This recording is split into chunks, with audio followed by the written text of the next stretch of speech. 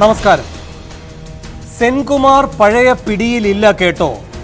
ഇപ്പോ ഇങ്ങോട്ടാ പിടുത്തം. പുതിയ താവളം നോക്കുകയാണ് സെൻകുമാർ, അത് മറക്കേണ്ട. പരാമർശം പിണറായിയുടേത്.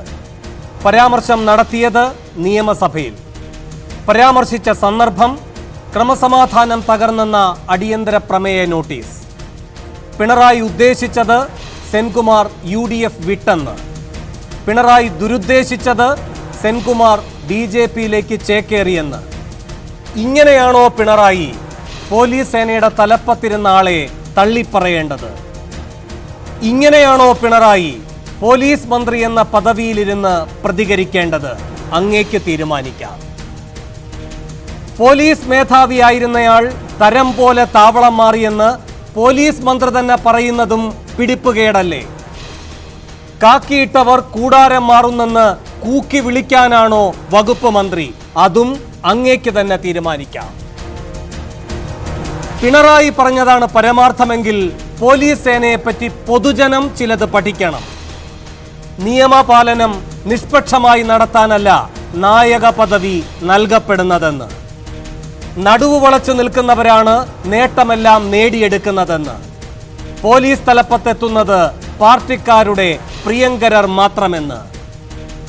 പിണറായി പറഞ്ഞതാണ് പരമാർത്ഥമെങ്കിൽ പരിഹാരത്തെപ്പറ്റിയും പൊതുജനം ചിലത് പഠിക്കണം.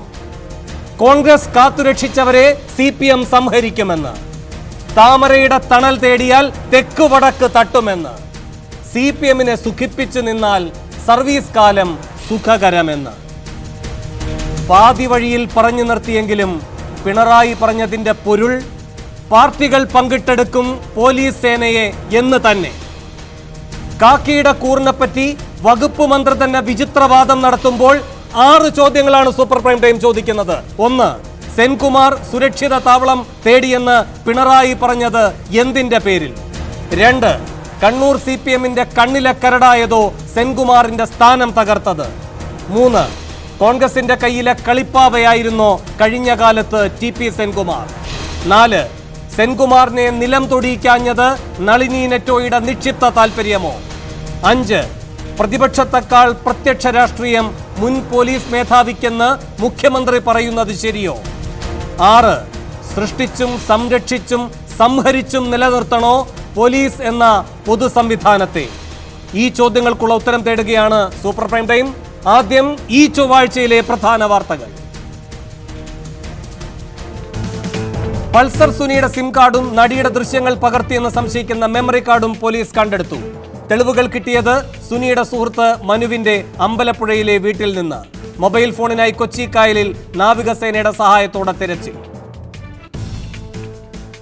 ജിഷ്ണുവിന്റെ മരണത്തിൽ 1-ാം പ്രതി കൃഷ്ണദാസിന് മുൻകൂർ ജാമ്യം നൽകരുതെന്ന് സർക്കാർ ഹൈക്കോടതിയിൽ.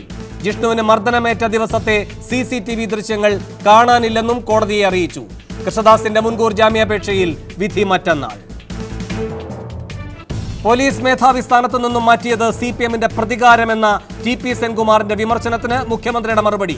സെൻകുമാർ രാഷ്ട്രീയം കളിക്കുന്നു, UDFനെ വിട്ട് മറ്റു പാളയം തേടുകയാണെന്നും നിയമസഭയിൽ മുഖ്യമന്ത്രി. BJPയിലേക്ക് മുഖ്യമന്ത്രി ആളെ കൂട്ടേണ്ടെന്ന് ചെന്നിത്തല.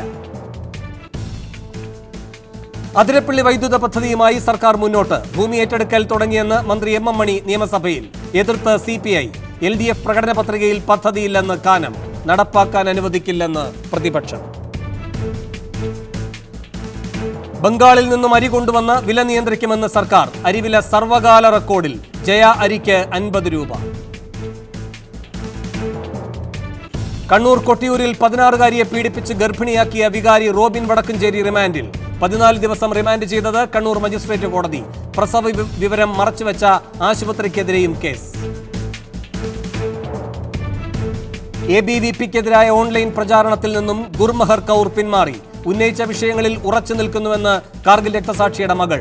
ക്യാമ്പസുകളിലെ അഭിപ്രായ സ്വാതന്ത്ര്യം സംരക്ഷിക്കണമെന്നാവശ്യപ്പെട്ട് ഡൽഹിയിൽ പ്രതിഷേധ റാലി. ജവാന്മാരുടെ മരണം ആഘോഷിക്കുന്ന ഇടതുപക്ഷത്തെയാണ് വിമർശിക്കേണ്ടതെന്ന് കിരൺ റിജിജു. തലപ്പത്തിരിക്കാൻ താവളം മാറണോ എന്നാണ് സൂപ്പർ പ്രൈം ടൈം ചർച്ച ചെയ്യുന്നത്. ഈ വിഷയത്തിൽ പ്രതികരിക്കാൻ കോൺഗ്രസ് നേതാവ് സണ്ണി ജോസഫ് MLA, CPM നേതാവ് അഡ്വക്കേറ്റ് A റഹീം, BJP സംസ്ഥാന ജനറൽ സെക്രട്ടറി K സുരേന്ദ്രൻ, രാഷ്ട്രീയ നിരീക്ഷകൻ NP ചെക്കുട്ടി എന്നിവർ. P ജയരാജനെ ടെലിഫോൺ ലൈനിലും ഈ ചർച്ചയിൽ പ്രതീക്ഷിക്കുന്നു. അതിഥികളിലേക്ക് പോകും മുൻപ് 1.5 മിനിറ്റ് ദൈർഘ്യമുള്ളൊരു ഇടവേള.